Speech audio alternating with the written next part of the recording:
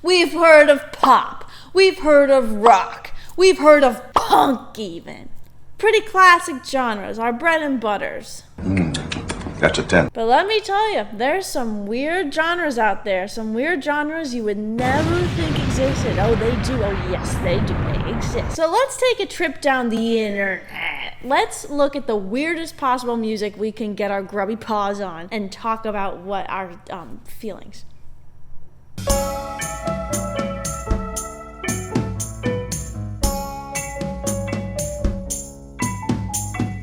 You're probably wondering, that theme song, it sounds really good, but it sounds a little different. And you're right, because it's a cover of the song that we usually use that was sent in by one of our very own viewers, Sean Finn. So if you want to send in your own version of a theme song or anything for us to put in the beginning of our YouTube videos, freaking send it. Here's our email. Thanks. Top 5 weirdest genres. Let's go! Number 5, pirate metal. Yeah, that's right. Arr. Yeah. Basically, this is heavy metal that incorporates pirate mythology. Lyrics are often incorporating some piratical jargon. And the sound of the music combines thrash metal with folk and sea shanties. And the band members of these groups usually dress up as pirates for their live performances, and sometimes the audience members do too. It's just one big old pirate hole. Count me in. The earliest example of pirate music spawned in 1987 in Germany, and it was created by the band Running Wild. Kirby! With the release of their third album, Under Jolly Roger. But according to the lead singer of this band, they didn't even mean to make a pirate metal album. It just sort of happened, I guess. What do you know? They didn't even know what they did. They had no idea what they did. But they did it. I never would have thought going into making this video that there would ever be something called pirate metal. But boy, was I pleasantly surprised. It's good. Swashbuckle slaps. Cruise Ship Terror, a classic. I enjoy it. I like pirates and I like metal, so why wouldn't I like this? Come on. Number 4, Papa Penis music. Yeah! So buckle up for this one because it sure is a wild ride. Once upon a time, a long time ago, in the depths of Tumblr, a user made a text post that just read simply, penis music. It was a smash hit, 20,000 notes off the cuff. Then someone posted this meme. Keep in mind, this was all before the penis music even started. There was no music. This was just an idea, just a theory. 20,000 people on the edge of their seats just waiting to get a taste of this penis music. And eventually this evolved into a GIF. Yeah, I said it, GIF, not GIF. It was a clip from Megamind. And when the GIF was first started, there was still no sound. No. It was just a GIF. Until one fateful day, someone put sound on it. And that sound was Rubber Band by Jackal Queenston. At the time of releasing this song, Jackal Queenston had no idea the monster that they had created. No idea that they were an innovator, a pioneer. Obviously, the biggest musical pioneer of penis music is our lovely Jackal Queenston. And you're probably wondering, well, if this is such a genre, where's the other penis music out there? Yeah, there's tons of it actually. There's 3. What makes something a part of the penis music genre?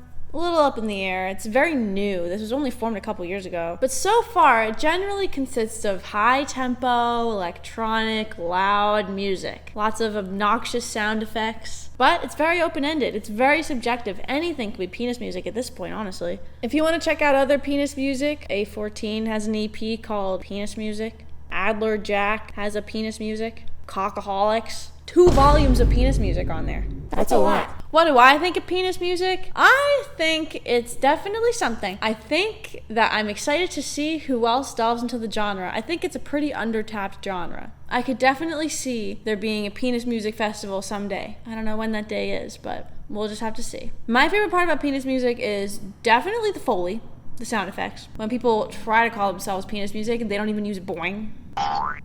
Like, okay, that's fine. You're basically just pop then. Number 3, Black MIDI. Black MIDI is sometimes called impossible music because it's supposed to be impossible to play by hand. Black MIDI tracks are made by inputting as many notes as you can. The most intense Black MIDI pieces will consist of 93 trillion notes, the maximum amount allowed by most digital synths. And it's called Black MIDI because if you wrote this out on sheet music, there's so many notes that it would just be like nothing, just a big black bar. Oh no! Who started this genre, Devin? Well, I'm glad you asked. It was Shirasagi Yuki in 2009. I couldn't find the original version of the song, but here's some good examples of this type of music.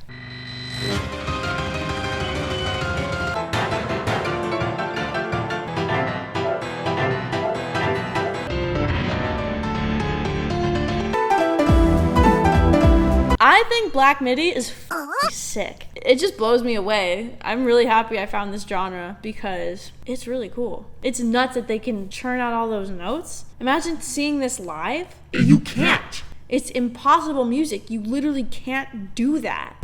I'm very glad I found this genre. Number 2. Noise music. Noise music is all about building around unconventional sounds. Lots of distortion and feedback, static, some hissing, some humming, you know, all 9 yards. And we can't forget about those pulsating rhythms. Oh yes, my favorite. You're probably wondering who started this genre. Well, I'll tell you. Once upon a time, Luigi Russolo wrote a letter to his friend right around the Industrial Revolution. He said, listen, dude, people are gonna get tired of these notes. We're gonna run out of notes in the songs, okay? And the Industrial Revolution just happened.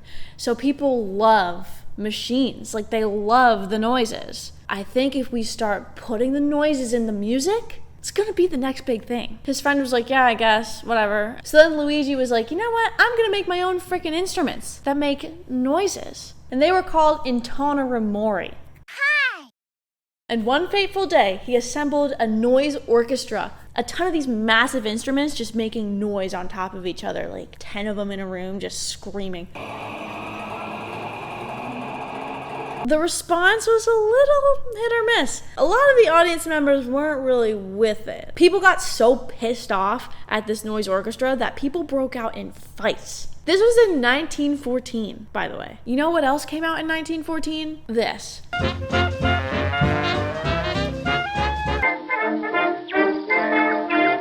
Luigi, a little left field. He was ahead of his time. Noise music is huge now. It's the next big thing. And lots of modern bands that aren't just pure noise music incorporate noise into their music. Like, look at Sonic Youth. Clipping. I'd go as far to say that 100 Gex have even been influenced by noise music. Look at the ending of Money Machine. I've talked about noise music a great deal on this account. In my life. In my past life, even. We can go down memory lane. I can show you my favorite musical performances. Or you can just skip this part if you've watched my other videos, I guess.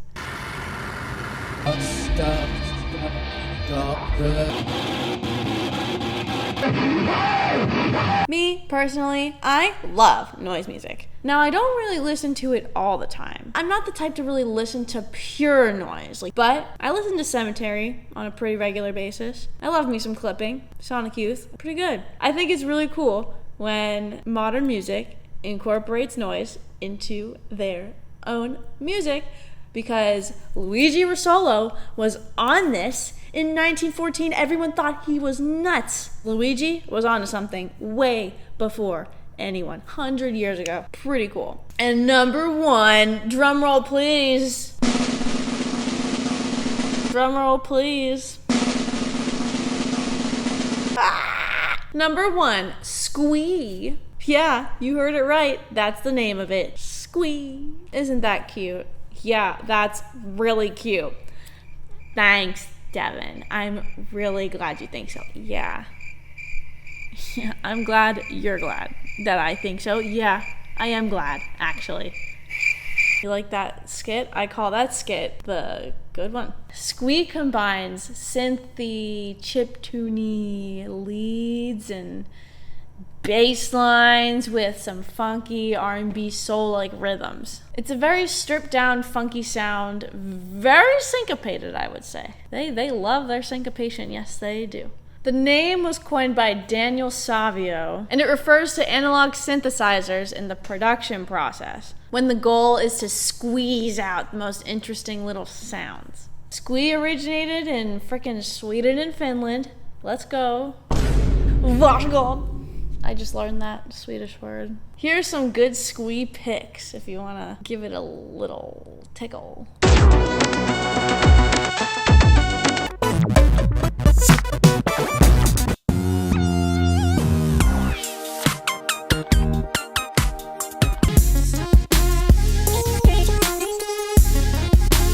SKWEEE slaps. I'll say it. SKWEEE's incredible. SKWEEE always knows how to keep me on my toes. I really like the texture in SKWEEE. I like the little rhythms. I think it's really cool. In conclusion, are these genres a little out there? Are they a little weird? Yeah. But are they all freaking slappers? Yeah. I know what I'll be listening to tonight. That's right, some good old pirate metal while I'm brushing my little toothies. What are the weirdest genres of music that you've got your grubby little paws on? What do you think of these freaking genres? You like them? You hate them?